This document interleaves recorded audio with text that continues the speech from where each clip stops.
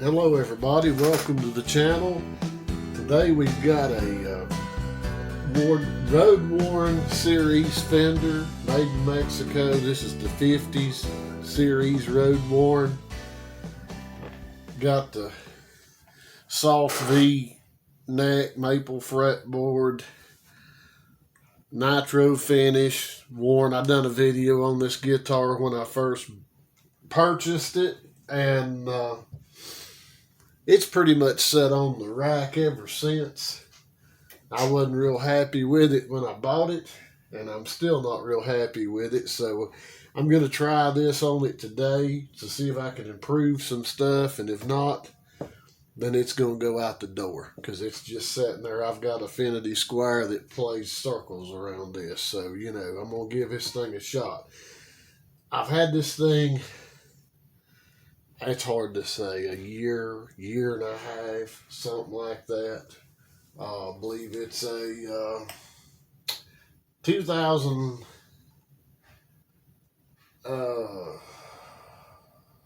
let's see, 2018, I think's what year it is.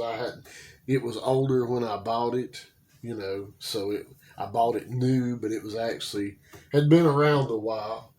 And by being around a while, it has grown some longer frets, considerably longer. So, gonna take this business card, run it down through here. I don't know if you'll be able to hear this or not, but I'm gonna run this card.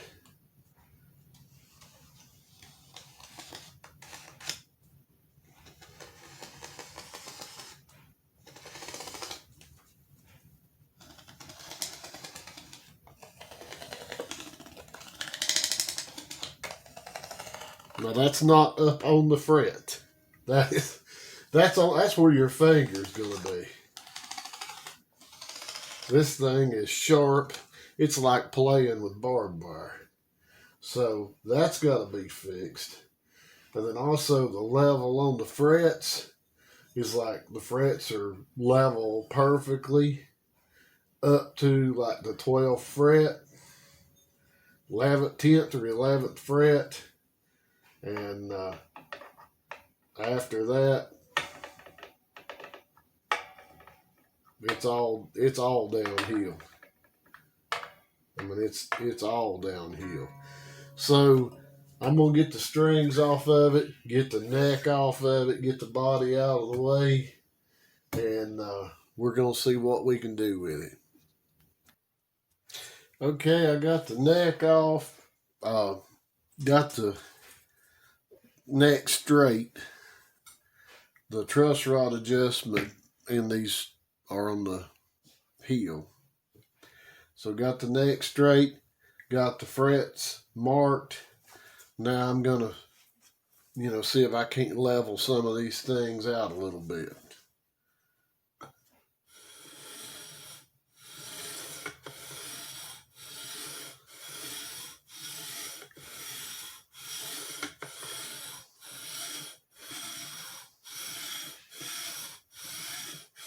I thought I had another nut, and I was going to replace the nut while I was in here, but I can't seem to find it, so I'll save that for another day.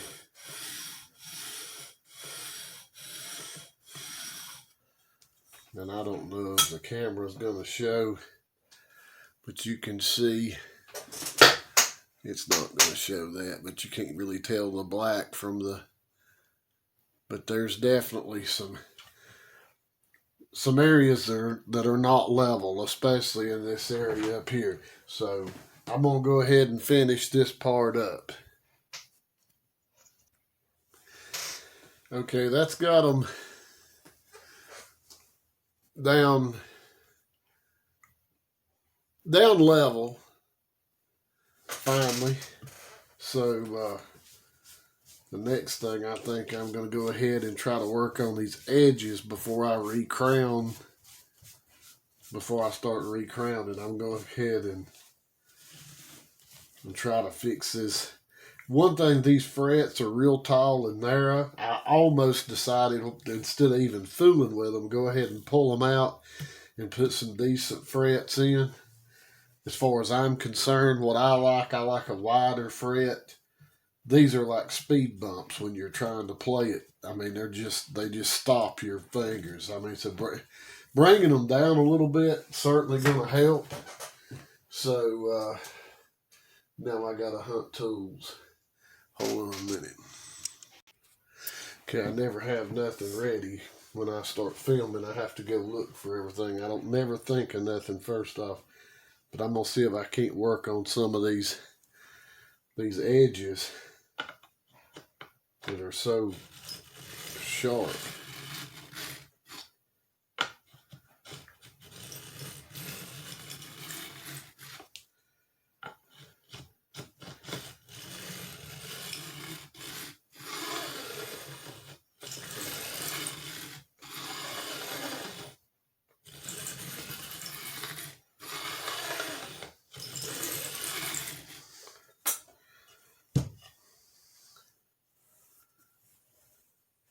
That's also actually getting a lot better angle on the frets than they were, which is going to help about playability.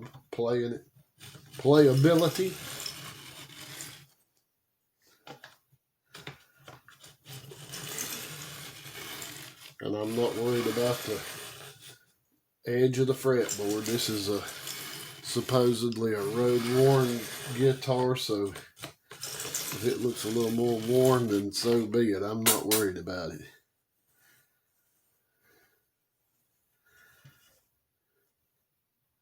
Oh yeah, let me keep working on this side, work on that side. Okay, we've got our edges of our frets beveled down correctly. And these are, these are the stuff. I think I picked this one up from CB Giddy. But I mean, it's an excellent file, and it's not that expensive. It's a lot cheaper than the other place. So excellent for getting these frets, and that's got the actual edges of them down, manageable, where I can actually take the fret end file and work on these tangs right along the edge and get those. But I mean, they were stuck out so bad before. And then, like I, was talking about, the shoulder of the fret was just too steep. And I mean, it was hard to play. And I can already tell this is going to be better. But now, I got to remark everything, take the crowning file, recrown, do the edges and all that. And, that's pretty simple. I'll mark them, and then, we'll get our crowns back and so on. All right, we got the recrowning done on all of them. And this camera looks extremely dark. Maybe it'll look better. But I've started, rounding these fret edges over. And I'm just going to keep working down through here, getting all these. But I can already tell, a major difference in these frets already. So I'm going to keep working down through here, getting rid of all these sharp edges. But I mean, as far as what was sticking out, you can already tell a difference. The edge of the fret's sharp where I filed it, but the tang, it was sticking out so bad, you can already feel a big difference in it. Here's one side, this is your treble side that I've got done here, and this thing is so much better. Just unbelievable, which is great. It's what we wanted. So that's a whole lot better. You can still hear a little bit when I'm getting too far. You can still hear, well, there you go. So You still hear just a little bit. Mainly that's my poor coordination, but it's not sharp like it was. They're not sticking out there sharp. I mean, before you couldn't run your hand down through here. It was so bad. So I still like doing the bass side, and I'm not going to keep the camera going for that. You know, it was pretty basic with as far as your, you know, what you do with your crowning file, or not your crowning file. This is your crowning file. This is your fret end file. So, you know, you're basically just coming in with your smooth side down and just working like this.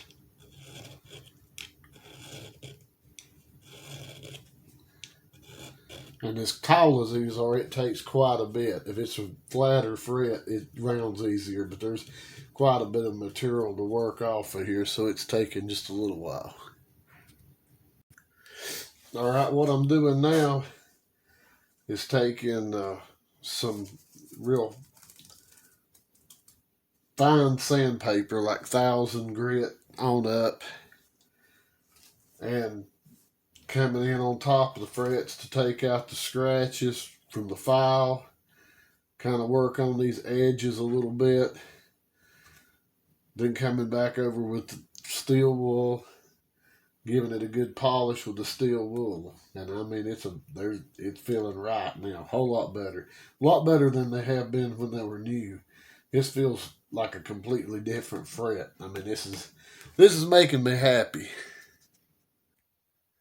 All right, we're coming along. I don't lack but a few more having them polished, but I just wanted to give a quick look at how this is coming along. Before, you know, they showed they had just an old kind of a copper or brass color to them, just really dull, really sharp edges. So, and then as far as, and I don't know if the camera will pick it up, but there's a lot of scratches, like sanding marks and stuff on this fretboard. That was factory. I mean, I'll take a blame for one or two, but that was all, you know, I guess their aging process or whatever at the factory. But so we're almost ready to get this thing put back on the guitar.